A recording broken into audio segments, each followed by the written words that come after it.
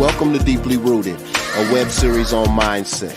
My name is Tony Wisdom, aka Tony Gaines. I've spent over 20 years in the music business as a producer, engineer, label owner, and executive. This show is dedicated to changing the narrative on success. I reached out to the most successful people I know. I want to know what drives them, their greatest mistakes, their best advice, their secrets to success, and how all of that has shaped who they are today. Take a journey with us. Hey. How you guys doing? Deeply Rooted, Season 6, Episode 4.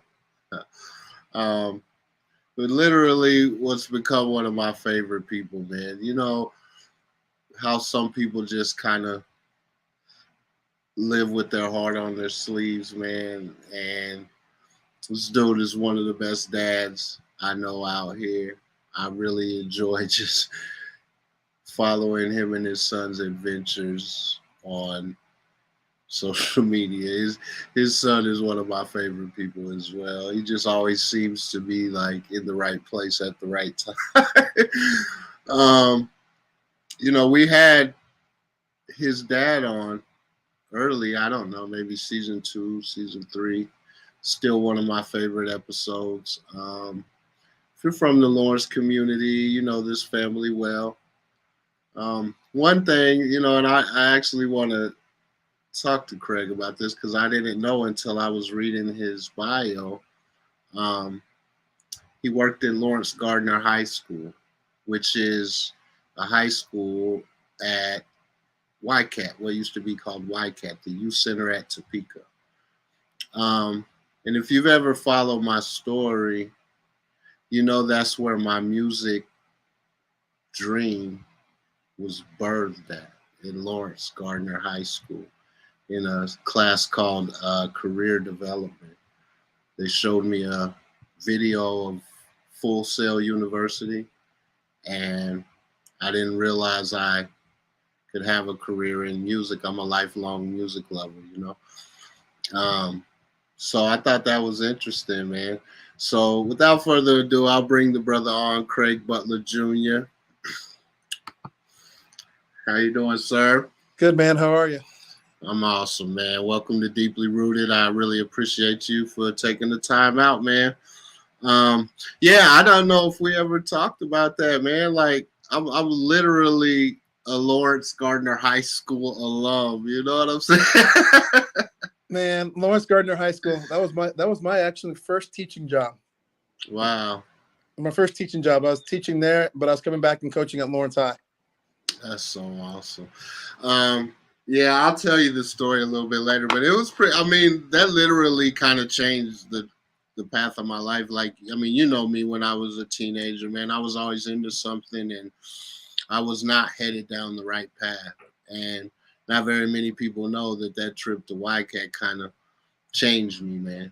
And then, like Pat Murphy, he ended up graduating from Full Sail. I had like 5 friends graduate from Full Sail. So I'm telling you, man, that place was interesting. That was interesting.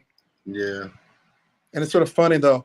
Guy that I taught with, a guy named Doug Sandberg, actually was a high school teammate of Shaq. And we both go play basketball.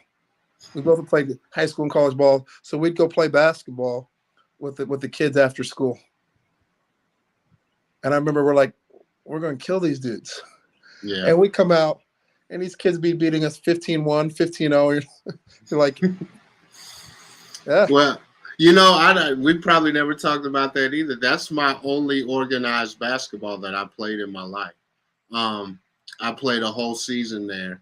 And when I got back home, the coach from Independence was trying to hunt me down, and I was trying to avoid him like the plague, man. I was not trying to go back to school. But I'm glad Elias is, kind of made up for that. Like, he spent his life chasing a scholarship, and I was trying to avoid it, It's funny. And some people don't know Lawrence Gardner. Lawrence Gardner is a full lockdown facility. Yeah. It's a full correctional facility. And I was teaching science there.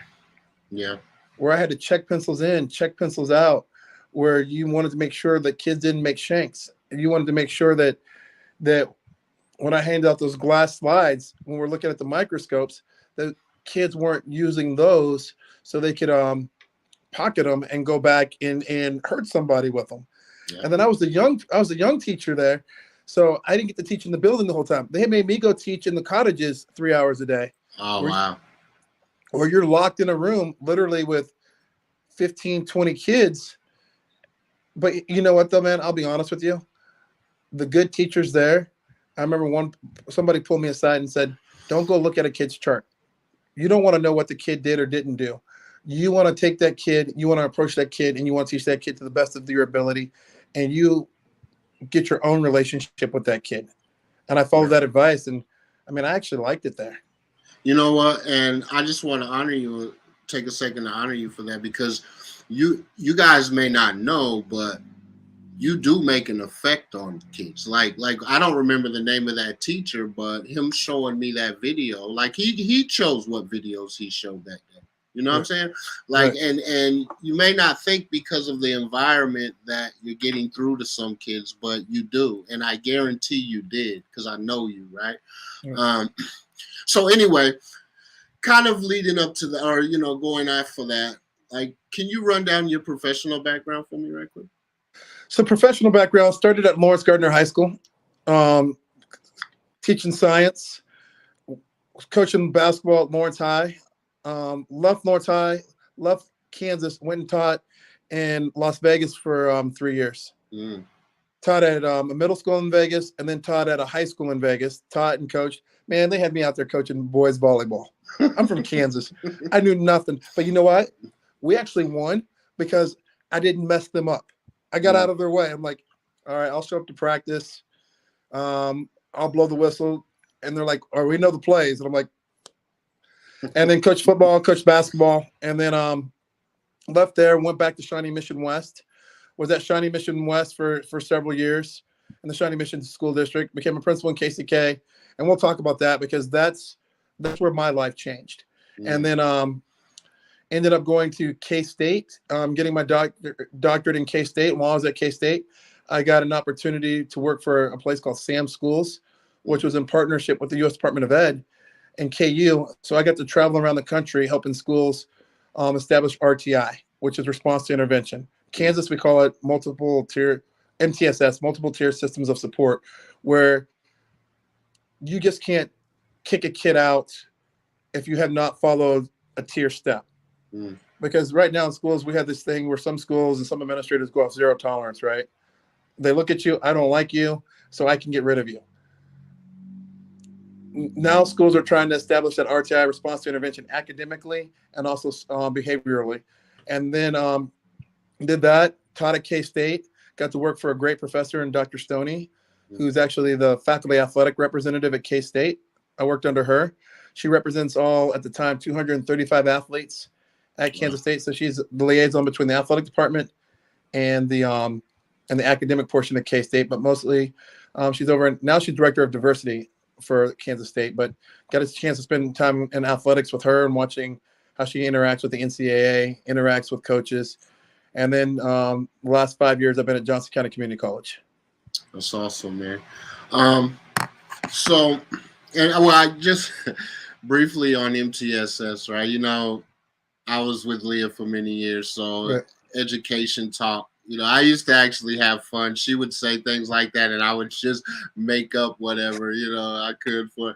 But, a kid like me, man, I literally was suspended from school every single year of my school, from kindergarten, right? Like every single year, bro.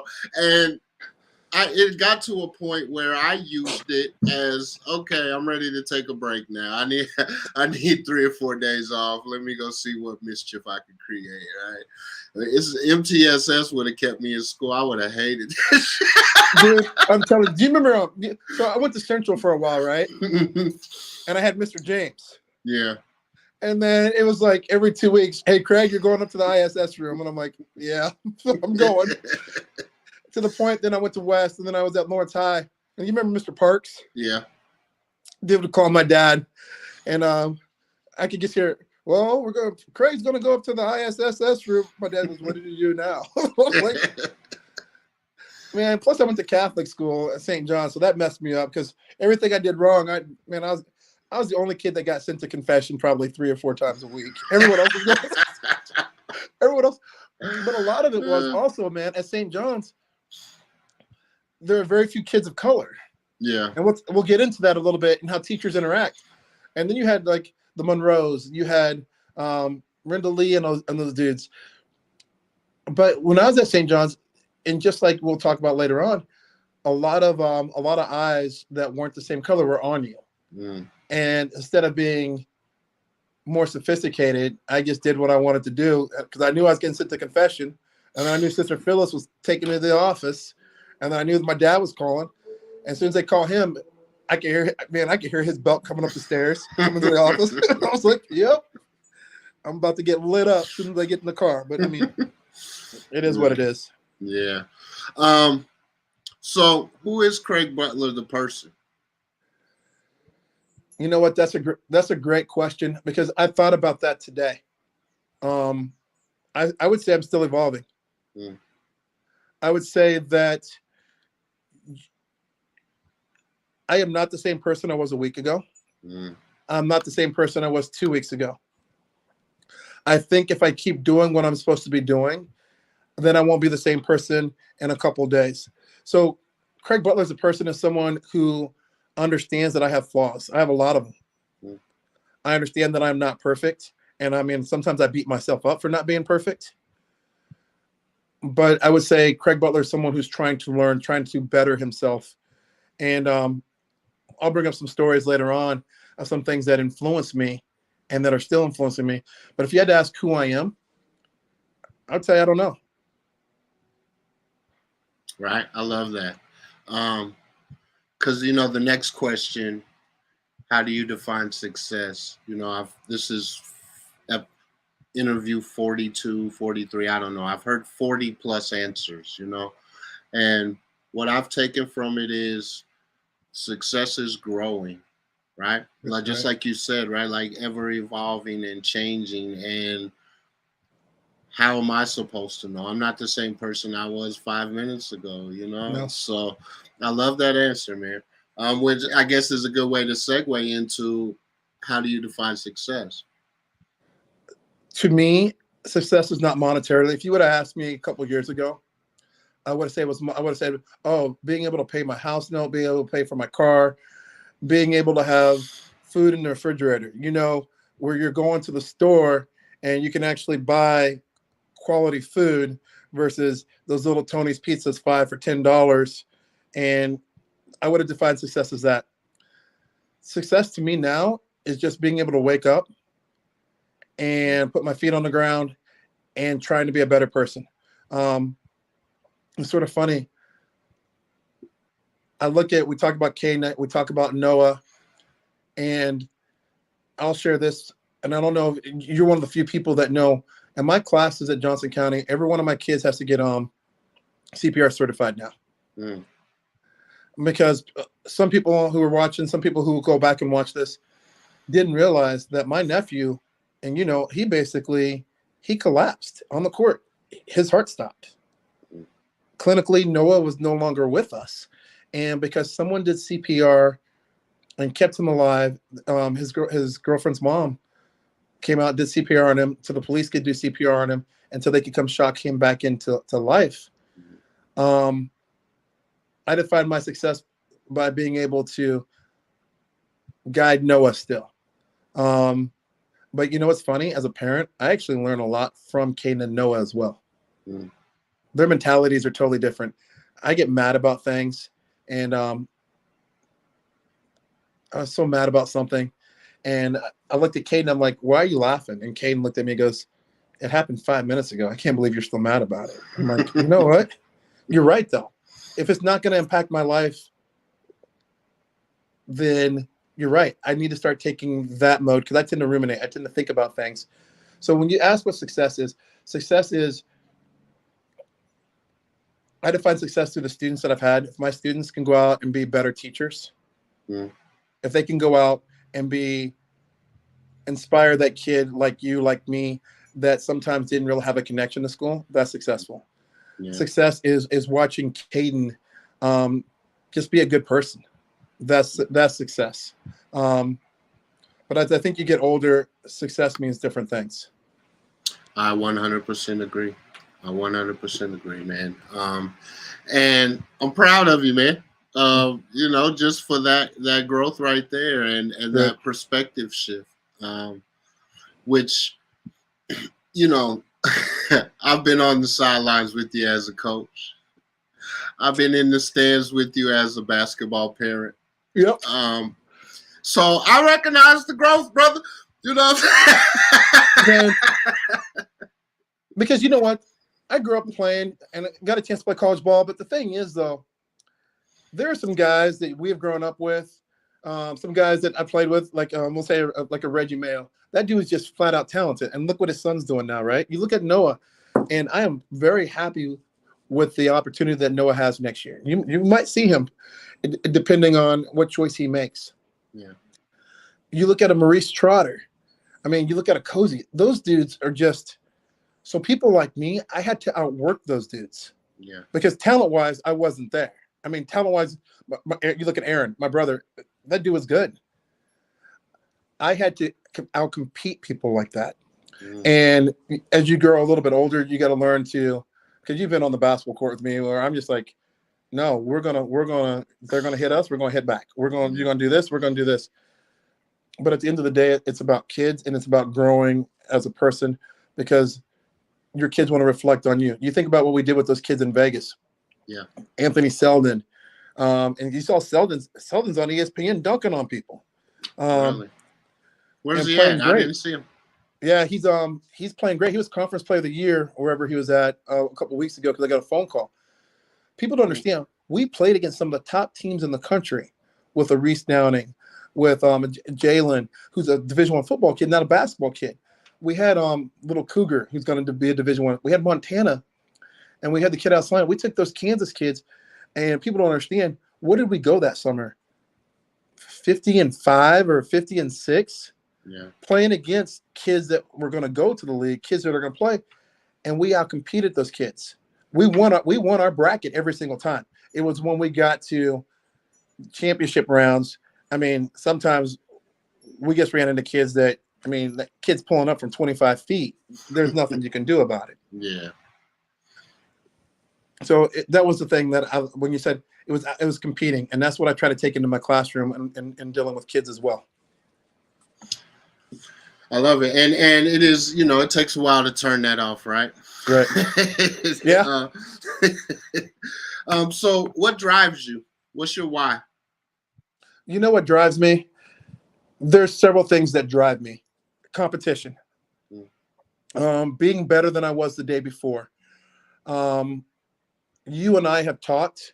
I think what also drives me is I tell my students, if you can't take care of yourself, you can't take care of others. And you're a parent, I'm a parent. And I also use the analogy that we're like candles, right? We will burn ourselves out lighting the way for others. And Caleb Stevens, I got one of my other friends, Nicole, who's a nurse. They put some powerful messages out on Facebook, and my story. And what drives me is trying to make kids better, trying to make people better, trying to be better myself. And I'll share with you, and you know that I'm big into mental health. Mm-hmm. You and I have talked about that. I am huge into mental health because a lot of people of color, we're taught that either we suck it up and we don't go get that help that we need, right? Mm-hmm. And one of the things that drove me is, like you said, coming from Whitecat, going to Vegas, and I don't want to break down on this venue, but I have seen kids that are flat out hungry, and yet they still come to school. I have seen teachers reach in their own pockets, bringing their food for kids that can't have food on their own. I have seen parents that are working 2 or 3 jobs just to be able to get their kids something. And unfortunately, I was in a situation where I watched another kid permanently hurt another kid. And you and I've talked about that, I think. That changed me because some of these kids are taking, like I said, I watched that kid take that other kid's life, and it changed me. And in January, I got an email, little letter that reminded me of that situation. And I'll be honest, man, it's like Nicole said, she put out something about on Facebook. She goes, I'm not okay. And it wasn't about me. It was about, you're a parent, I'm a teacher. We've battled COVID. I'm seeing college students with more mental health issues than I've ever seen before. And yet, as a parent, as an educator, you still have to walk in, and I tell my kids, leave it in the parking lot. Whatever's going on with you, you leave it in the parking lot, you try to do your job. And when I got that email, that was really hard because it brought back all the trauma that I suffered watching that kid. And I had a great support system because people are like, oh, you're putting stuff on Facebook. I wasn't the same person. It was, okay, middle school kid hurt another middle school kid. And it was like, but I had a great support system. My brother, my dad, which everybody in this town seems to know. Man, I'll let you know. This dude sent me on one more Popeyes run. we're gonna have an issue. Greg, you want some Popeyes? Man, I don't need that. Well, I want some Popeyes. But my dad, like I said, my sister, mother-in-law, Charlene, Tracy, Caden's mom, Caden. Those are my support systems. They're like, you know what? You need to go get some. You need to go get counseling. You need to go get some help. And if anyone doesn't, one thing I hope people take away is you can't take care of yourself if you can't take care of others. And as a parent, as an educator, we have to take care of ourselves so we can take care of kids. And in January, I wasn't doing that. I was so focused on helping everybody else that I forgot to help me so I can help other people. So that's my why. It is changing lives of people and also learning from others so you can make people's lives better and make your own life better as well. I love it, man. And to me, that's the only why, right? Is just, that's our job here, is just to make the world better. And how do you make the world better? You make your world better, right? Which makes the people around you worlds better. And people don't understand, it does not cost you anything to be nice. It does not cost you anything to be a genuine person. Yeah. And I try to model that. I'm not perfect at it. I have done some, I've done some dumb, impulsive stuff. I have. Yeah. But if I can take the mistakes that I've made in life and I can use those to help guide Caden, guide your son, guide some of our athletes, guide my students, then I've done what I need to do. And you're doing it, brother. You're doing it. So, like, I mean, I honor you for that. It's one of the reasons why I wanted to sit down and talk to you, right? It's because that commitment to other people's kids, right? It's like, we need, the season that I did your dad, I did all coaches, and I didn't put you in that one because I had him, right? But and I was talking about that. Just I think about Elias's class of kids, right? Kai Thomas. I mean, not Devin and Zeke both played with him at different points, but they're a year younger. But like, there's so much greatness in that class, and then I think of the Craigs and the Willie D's and the Dre's, like all of these people, even Tyson, like the football coach, right? Like they really help. It really does take a village, man. And you guys are always like that first interaction in terms of coaches, right? That first interaction that kids have with someone outside of their family, Willie D, man, I've been competing against that dude. You know what, man? There are some people that are or Kevin Wilburn, or Willie Dotson. I mean, you look at a Christian Adair. Those dudes, they're good people, but they were just naturally talented too, right? Yeah. And you look at those people. I look at Kevin on his Facebook with his son. You look at all the stuff that Christian's done. You look at Willie starting an organization for kids, and people understand, yeah, you're competitive. Or you look at Reggie, you look at a Jermaine, you look at these dudes, and it's like they've all given back, right? Mm-hmm. And like I said, and a little bit off topic. So we started at Johnson County Center for Future Educators. Okay. One of the reasons why we started that is to recruit more people into the field of education, but also recruit more students of color and more males of color. Because like you said, like me, I think the connection to school was basketball for me and sports. But I don't know about you, but there wasn't a lot of teachers and a lot of people that looked like me.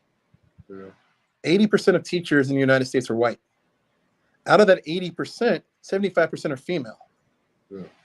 So how do we get those people to look at you and look at me and not see us as the other and see us as someone who can be their kid, someone who can be their son, someone who could be something more than the box that they tried to put us in? Yeah. I love it, man. And, you know, educating educators is a great way to tackle that problem. Right. Right. So can you think of a major setback in your life that set you up for later success? Or do you have a favorite setback? I do.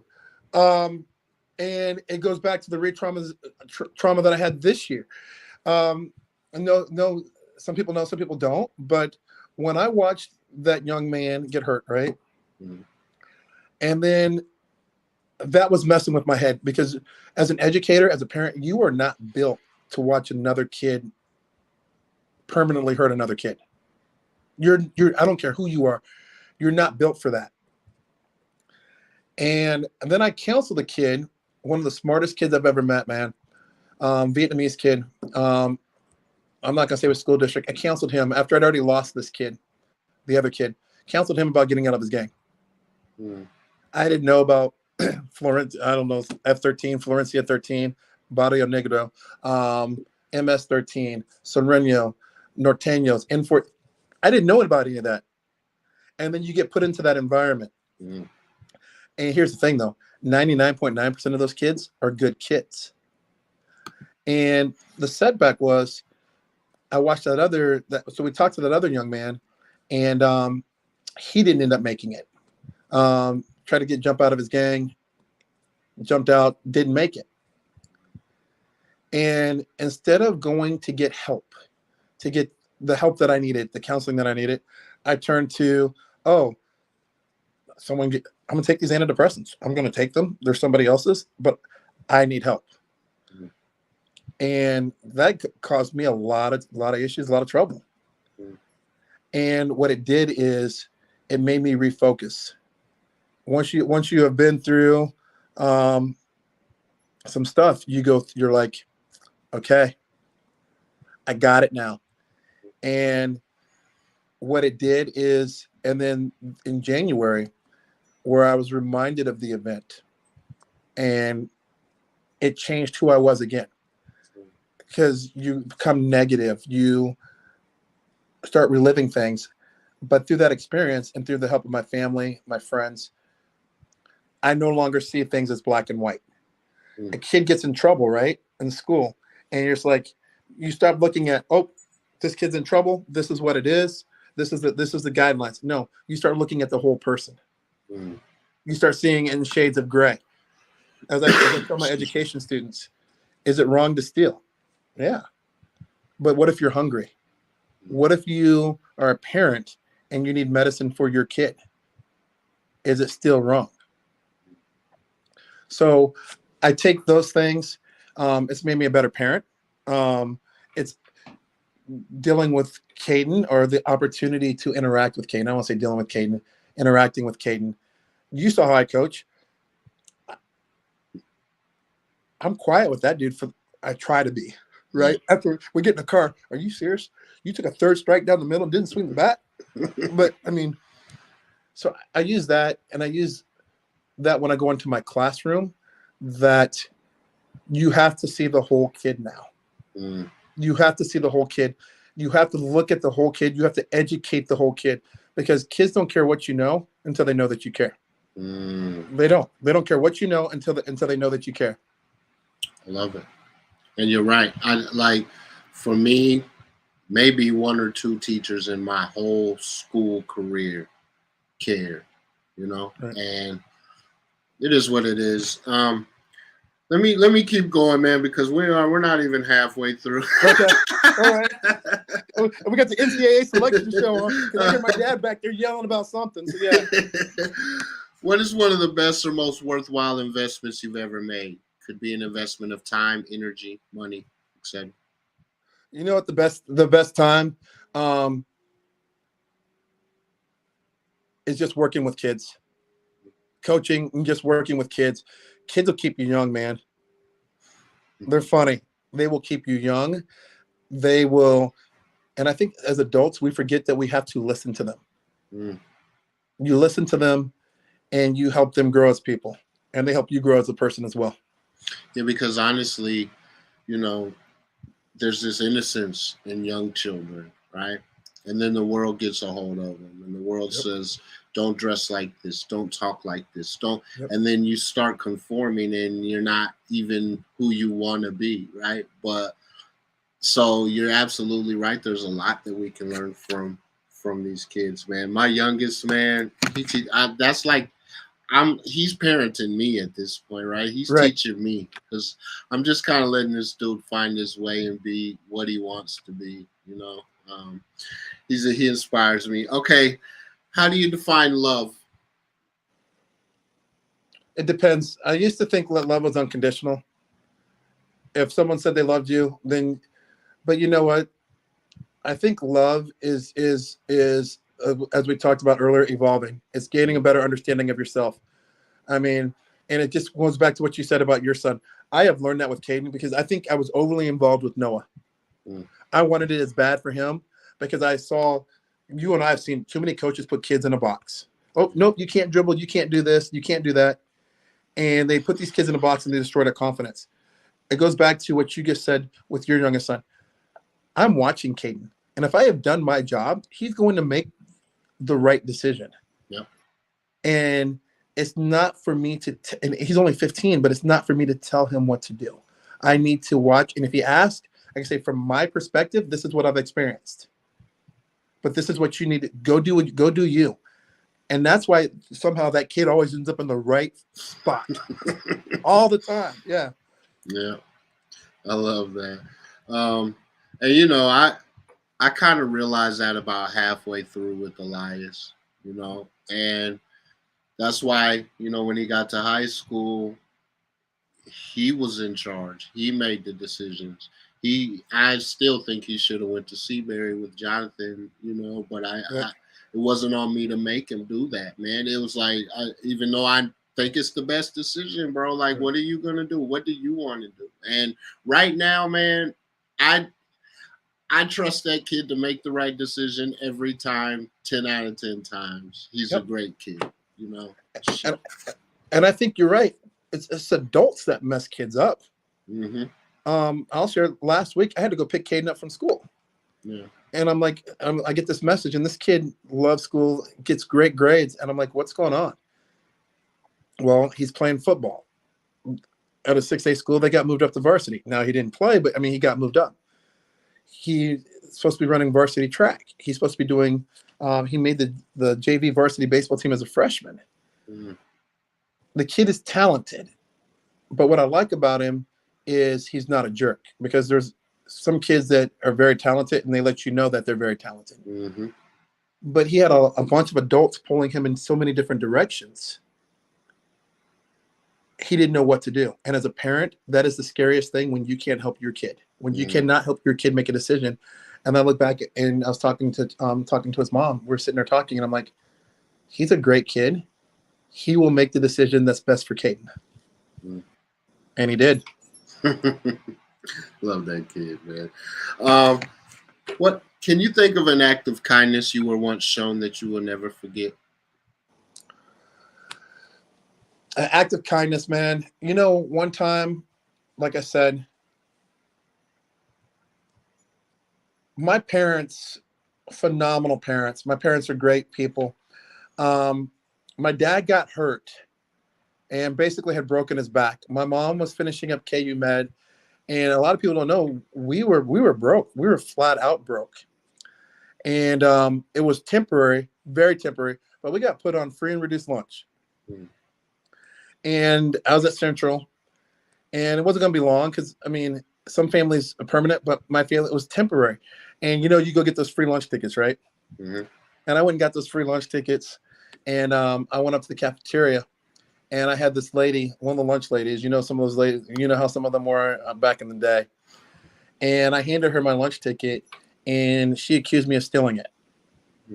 Because I didn't, the way I talked, the way I dressed. Come on, man. Kids are very good. We're great actors as kids. And she goes, "You stole it. Where'd you get this from? Where'd you get it from?" And I'm like, "It's mine." She goes, "It's not yours." And for the rest of the time, I wouldn't go up and eat because I wasn't going to embarrass myself. I wasn't going to have kids looking back at me thinking, this guy stole someone's free and reduced lunch ticket, or what's going on with his family. And I'd get to school at 8 in the morning, and I had only eaten at 7, and I would go all day and go to basketball practice and not eat. So I was sitting on the stairs one time, and a girl came up to me, and I'll never forget her.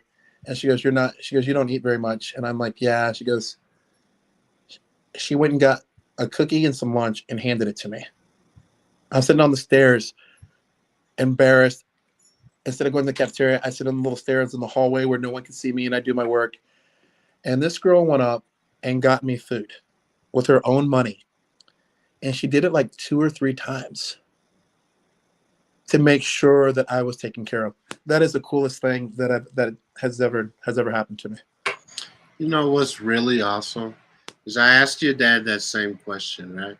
And it was from that time that it was something someone did for him during that time, And I'm just sitting here reflecting, and it's like, especially your dad, how he's always showed up in this community. You know what I mean? That's just like, God had your back, the universe, whatever you want to call it, right? Like just because of, how your family showed up. But that's awesome. I just wanted to point that out because I was like, wow. I was wondering if you were going to tell the same story. That would have been really dope. In the last 5 years, what new belief, behavior, or habit has most improved your life? There's so many. There are so many. It's watching, like we talked about, it's watching your kids grow. It's watching the kids that I work with who are going to be educators. It's watching them go out, and it's hearing their success stories of working with kids. It is the belief that every student, every person has the right to reach their highest potential. My highest potential in algebra, come on, man. I had note cards everywhere come test time. I mean, I'm sitting there like this because I have note cards taped to the inside of my chest because I wasn't a math person, but I still had the right to reach my highest potential. In science, I was there. In sports, it's educating. When you saw me coach, you didn't ever see me berate a player or try to embarrass a player on the court. Now, you and I saw some kids take some shots, and I look back at you, and I'm like, did he just really take that? Right? But I never said anything to the kid because I wasn't going to steal that kid's confidence. So it's the right that every kid has the right to reach their highest potential. And it's the understanding that I need to keep growing as an individual, that I need to keep growing as a person. Love it. This next question, I feel like you do this all the time. I feel like you're well rehearsed with this one. What advice would you give to a smart, driven kid about to enter the real world? Smart, driven kid doing what? About to enter the real world. Man, that's a great question. I always try to tell my kids to be who they are. Be unquestionably you. And you know what, though? And this, I sound like a hypocrite because sometimes I've forgotten that. Sometimes I've tried to fit in with people and fit in with places that I had no business trying to fit in because I compromised who I was and what I was to fit in certain, whether it be certain relationships, whether it be certain jobs, or whether it be certain expectations. Just be unquestionably you. Be real, be authentic, and try to improve the lives of people around you. I love it. And again, that actually, I feel like that leads me to this next question, right? The mantra here at Deeply Rooted is kill the ego, ignite the soul. Right. What does that mean to you? It's what we evolved, what we keep talking about. you have to be able to admit when you're wrong. You have to be able to admit that you don't know everything, that you continue to quote unquote nourish your soul. And that's through reading, through exercise, through authentically listening to people. And like I said, and I go back to that story in January, I had to authentically listen to people that actually had my best interest.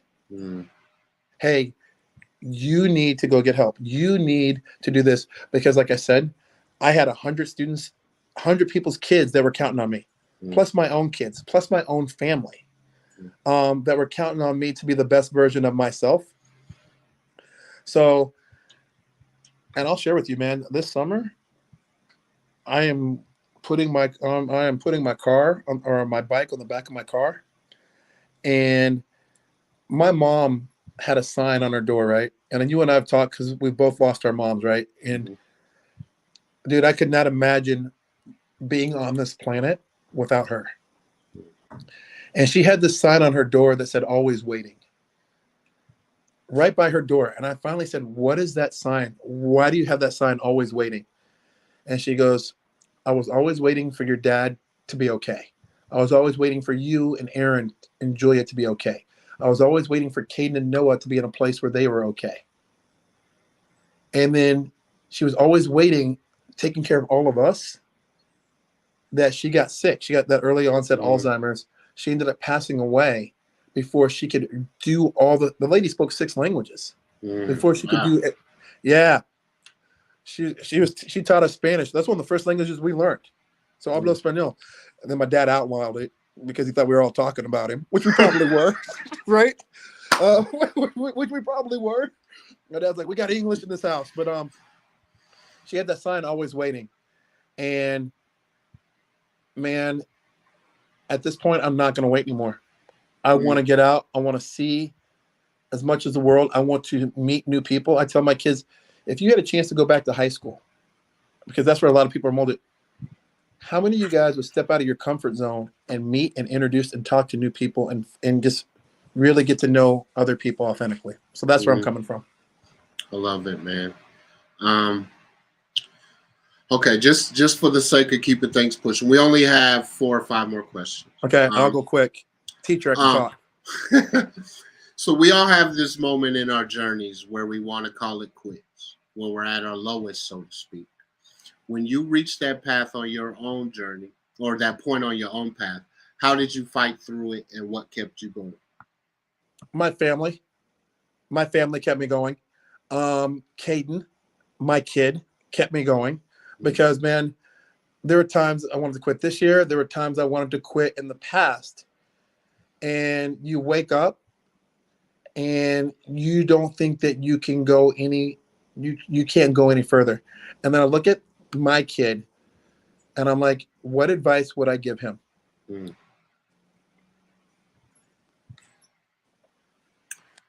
Hard stop, right?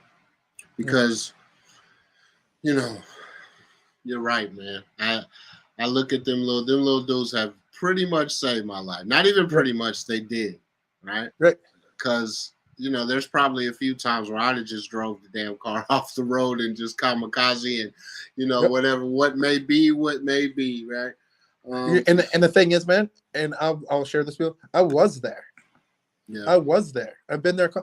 And I just look back at it and I'm like, what advice would I give Caden? So you know what I started doing?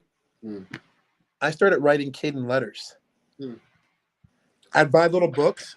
He probably still has them, little books like Green Eggs and Ham. And on the front cover, I'd put that letter. I'd write Caden a page letter. I started writing letters to Caden.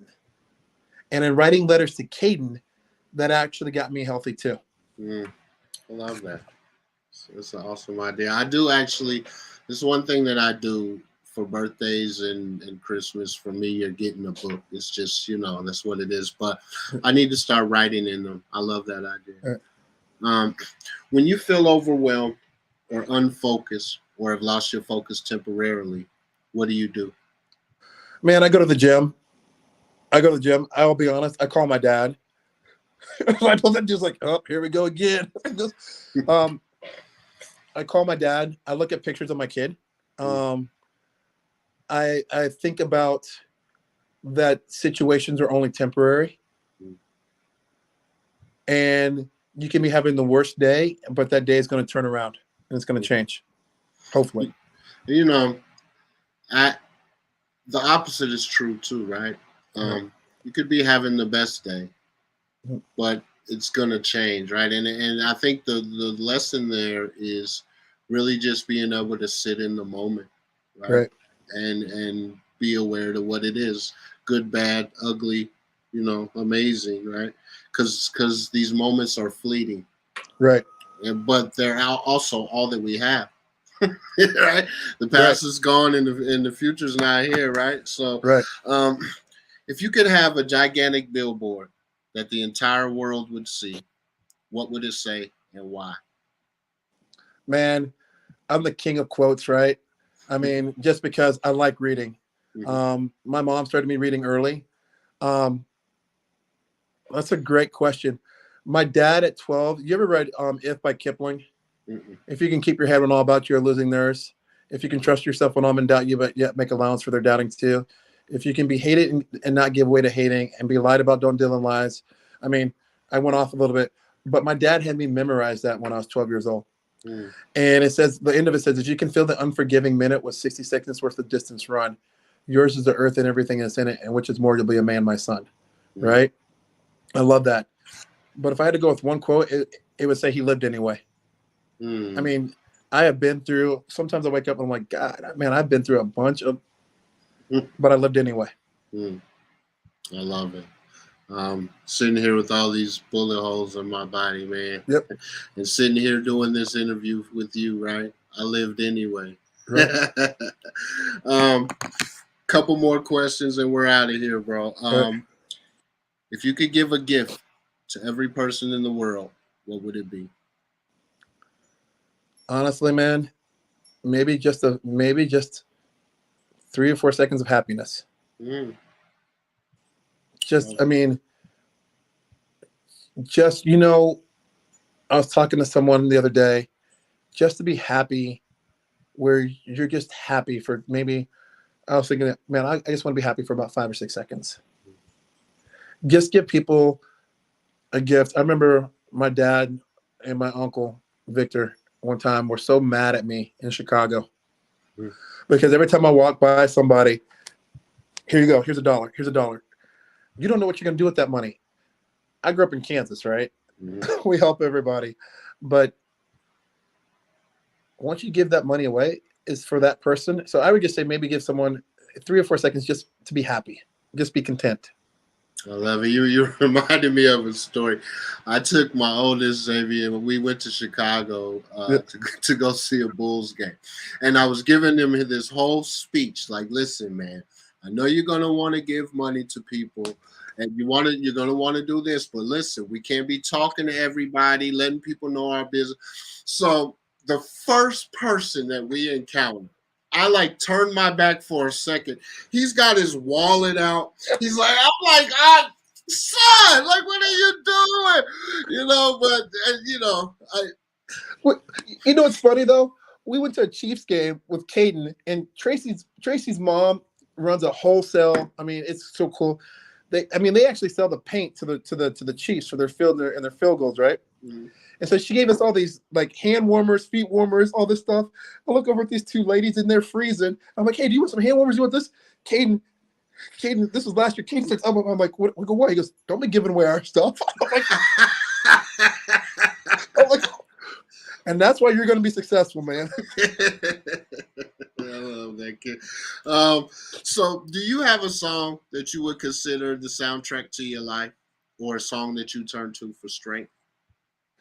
Man, there's so many. I like the Luther Vandross, Dance with My Father. You know what I mean? You ever heard Island in the Sun? I mean, I could go by Weezer. I grew up in a jacked up musical household. Oh, I lost him.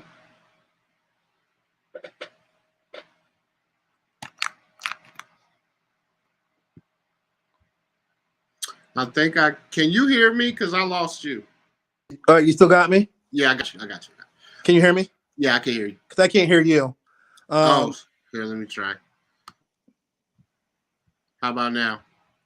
No, Caden's mom. So, real quick, if you talk about soundtrack, you ever heard "Rose in a Concrete World" by Joe? Yep. That's the song I'd go with. I love it. I love it. Let me myself and bring myself back in. Did that work? Okay. No. I can hear you now. Oh, you can. Okay. Yes, I love that song too. Last question, Craig. This has been an awesome interview, man. I really appreciate your time. You know what I'm saying? I appreciate the work you do in the community, even just with your students, with the kids you coach, with your own son, with your nephew, with my son. I just want to honor you, bro, and say thank you. All right, thank you. And is there anything that me or my viewers can do to support you? It's not support. You know what the thing is? Maybe if we can just all be kind a little bit more, because man, you don't know what people are going through, and some of us are very good at faking it, man. January, I could put on a smile, and people are like, "Oh, there's nothing wrong." How about just be kind? That we just pay it forward to people. I love it, man. I love it. Well, again, thank you, brother. It's been awesome. I wanna holler at you. I wanna check in on Noah and see what's going on with him, man. So the kid is good. I will let him put out where his possibilities. He has some very good opportunities, but the thing is, just like Caden, Noah's a genuinely nice kid, and we'll see where he goes. I have a pretty good idea, and you'll probably be seeing that kid next year. That's awesome, man. Well, send the entire family my love, brother, and enjoy your Sunday, man. All right, man. Good. You send this to me. I'll share it so my dad can put it out there and make me look like I'm actually paying attention. But thank you. You're welcome, man. Thank you. All right, man. Have a good one. You too. Yeah, there it is, man. Love this show. Love these conversations. I want to thank every single one of you that supports, that shows up. If you learn something, share it. Like the page, do something. I don't know what all I'm supposed to say. I suck at that call to action thing, right? Smash the like button, follow, all of that, whatever. You guys have a beautiful Sunday. Love you. Peace.